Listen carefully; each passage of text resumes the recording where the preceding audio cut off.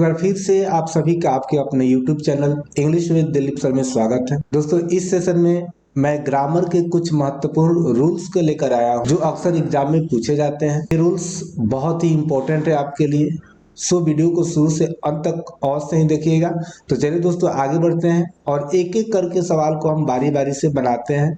दोस्तों बेहतर होगा कि आप एक बार वीडियो को पॉज कर दें और सारे सवाल को अपने से बना लें।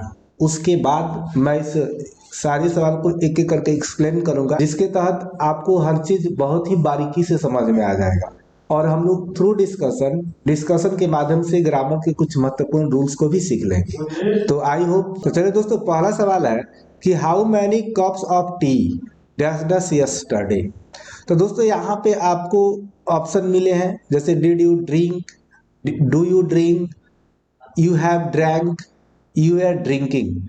तो दोस्तों यहाँ पे आपको सही टेंस का चुनाव करना है और टेंस जो हम किसी भी वाक्य में यूज करते हैं तो टेंस का प्रयोग हम टाइम के अनुसार यूज करते हैं। तो यहाँ पे दोस्तों एक वर्ड आपको दिखाई दे रहा है यस्टरडे। यस्टरडे बीते हुए समय का बोध कराता है। यस्टरडे हो या एगो हो या लास्ट प्लस कोई भी समय दिया हो, टाइम दिया हो, जैसे last year, last day, last Monday. तो अगर ये समय सूचक शब्द आपको दिखाई दे तो उस वाक्य में आप सिर्फ पास्ट इंडेफिनिट टेंस का प्रयोग करेंगे। किसका प्रयोग करेंगे दोस्तों? सिर्फ और सिर्फ पास्ट इंडेफिनिट टेंस का प्रयोग करेंगे, अर्थात आपको प्रयोग करना है V2 का। अब V2 दोस्तों यहाँ देखिए कहाँ कहाँ है, तो आपको सिर्फ ऑप्शन नंबर ए में मिलेगा। यहाँ पे डिड है जो यहाँ पे इंटेरोगेटिव को शो कर रहा है। How many cups of T did you drink yesterday, question mark है, तो आपको helping verb before the subject, subject से पहले चाहिए। तो पहले नंबर सवाल का करेक्ट आंसर होगा आपका डिड। तो यहाँ पे आपके लिए पॉइंट है, यस्टरडे हो, एगो हो, लास्ट प्लस टाइम दिया जैसे last month, last day, last year. इसके अलावा कुछ और भी टाइप ऑफ एक्सप्रेशन है जहाँ पे हम पास्ट इंडेफिनिट टेंस का प्रयोग करते हैं। It is time, it is time हो या इट इज हाई टाइम हो, वहां पे हम पास्ट इंडेफिनिट टेंस का प्रयोग करते हैं। तो दोस्तों पास्ट इंडेफिनिट टेंस को हम बहुत ही बारीकी से भी एक्सप्लेन किए हैं एक एक पॉइंट को। तो यहाँ पे आई बटन में आपको उसका लिंक मिल जाएगा, उसको आप देख लीजिएगा। अगला सवाल है कि she shall dash dash your ice cream parlour soon because she dash dash ice cream. तो यहाँ पे दोस्तों आपको खाली स्थान को भरना है, तो हमेशा इन टेंस के सीक्वेंस को देखना है। जैसे शैल, तो ये एक मॉडल वर्ब है, तो कोई भी मॉडल वर्ब होता है उसके बाद वर्ब वन आता है। और दूसरी तरफ देखिए यहाँ पे भी कंजंक्शन से जोड़ा गया है, तो दोनों तरफ को हम मिलाकर ही चलेंगे।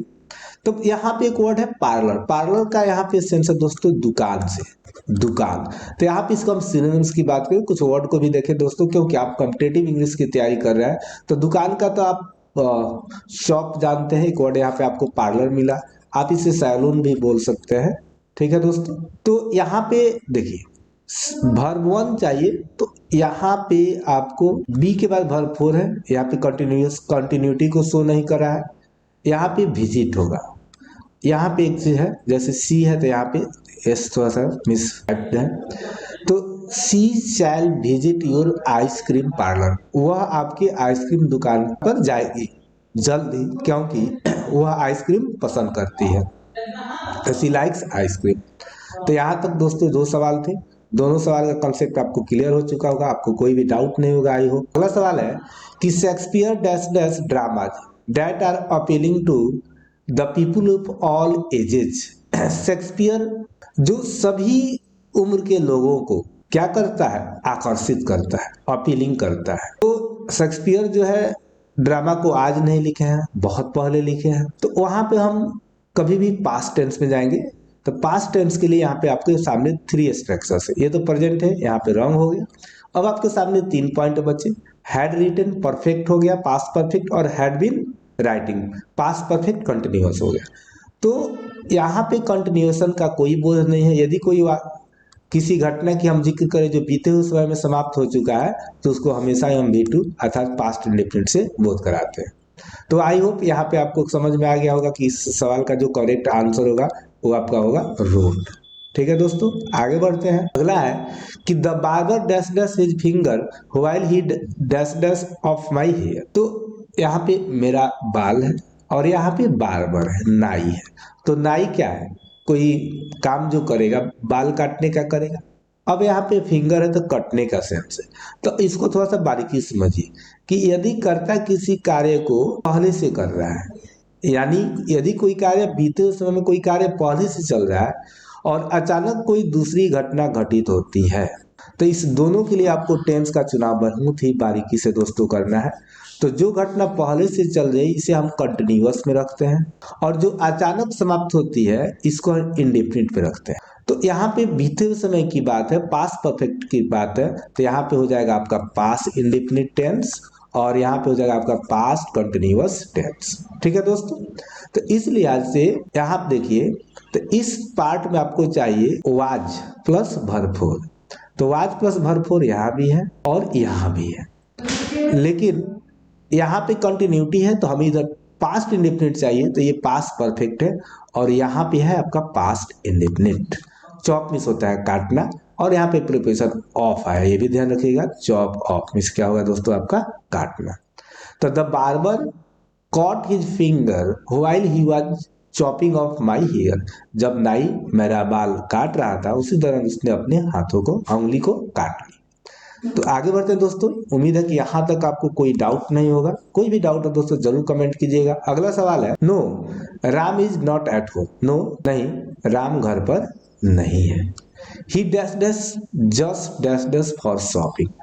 जस्ट में होता है तुरंत, यदि किसी वाक्य में जस्ट हो, एट हो, या रिसेंटली हो, या प्रेजेंटली हो, या ऑलरेडी हो, ऑलरेडी, तो जनरली आपका जो होता है वाक्य टेंस दोस्तों, यहाँ पे जिस हम टेंस का प्रयोग करते हैं वो आपका होता है प्रेजेंट परफेक्ट टेंस। क्या होता है दोस्तों, वो आपका होता है प्रेजेंट परफेक्ट टेंस। तो यहाँ पे हम देखेंगे तो ये आपका ऑप्शन नंबर बी है, प्रेजेंट परफेक्ट टेंस। तो ये जो रूल्स है इनको आप नोट डाउन कर लीजिएगा, बहुत काम के हैं। अगला सवाल है कि they dash dash a football match in the evening, what dash dash you do. तुमने क्या किया। तो इन द इवनिंग, शाम में। अब दो सेंटेंस, अगर एक सेंटेंस होता तो हम अलग टेंस की तरफ जाते, यहाँ पे दो सेंटेंस को जोड़ा गया है, अर्थात इवनिंग बीत गई है, बीते हुए समय की तरफ हम जाएंगे। तो बीते हुए समय की यदि हम घटनाओं का जिक्र कराएं तो जनरली पास्ट इंडेफिनिट टेंस पे जाएंगे, यदि किन्हीं दो कार्यों के बीच में कोई क्या है संबंध स्थापित न करना। तो वे लोग शाम में क्या खेले, फुटबॉल खेले। तुमने क्या किया, तुमने क्या खेला, तो व्हाट डिड यू डू। यहाँ पे हो जाएगा आपका 6 का करेक्ट आंसर बी। अगला है कि Rashmi travelled dash dash her father all dash dash the world when she was 12 years old। Rashmi कोई लड़की है, जब वह 12 वर्ष की थी तो अपने पिता के साथ पूरे संसार की यात्रा की, ऑल ओवर द वर्ल्ड। तो रश्मि ट्रेवल्ड विद हर फादर, अपने पिता के साथ, व्यक्ति के साथ संबंध दिखाए। All over the world phrase है, ओवर आता है, अराउंड नहीं आता है। तो यहाँ पे हो जाएगा 7 का करेक्ट आंसर दोस्तों C, all over the world. अगला है कि when mom will serve the dinner get the books dash dash the table. जब माँ खाना परोसेगी तो टेबल से पुस्तक हटा लो या हटा ले। तो यहाँ पे gate the books dash dash the table, तो यहाँ पे आपको गेट के बाद एक उपयुक्त प्रेपोजिशन चाहिए। तो गेट के बाद दोस्तों जब हम ऑफ का प्रयोग करते हैं तो इसका हिंदी होता है उतारना या हटाना। तो आगे हम गेट से संबंधित फ्रेजल वर्ब को दोस्तों कवर करेंगे। अगला सवाल है कि पीपल जज अस बाय आवर एक्शंस। लोग हमें हमारे कार्यों से आंकते हैं, जज करते हैं। डैश डैश वी जज our selfs dash dash our thoughts. और हम लोग अपने विचारों से अपने आप को आंकते हैं, जज करते हैं। तो यहाँ पे एक्शन है और यहाँ पे क्या है, विचार है। तो यदि किन्हीं दो वाक्यों के बीच कंट्रास्ट हो तो वहां पे हम वेयर एज का प्रयोग करते हैं। दो एक्शन को एक साथ शो करना हो तो व्हाइल का प्रयोग करते हैं। ये कंजंक्शन है दोस्तों। तो पीपल जज आवर सेल्फ जज अस by our actions, where as जबकि वी जज our self by our thoughts. तो करेक्ट आंसर 9th का हो जाएगा आपका ए। अगले वीडियो में हम गेट से संबंधित जो भी फ्रेजल वर्ब है दोस्तों उनको कवर करेंगे, काफी इंपॉर्टेंट पॉइंट है।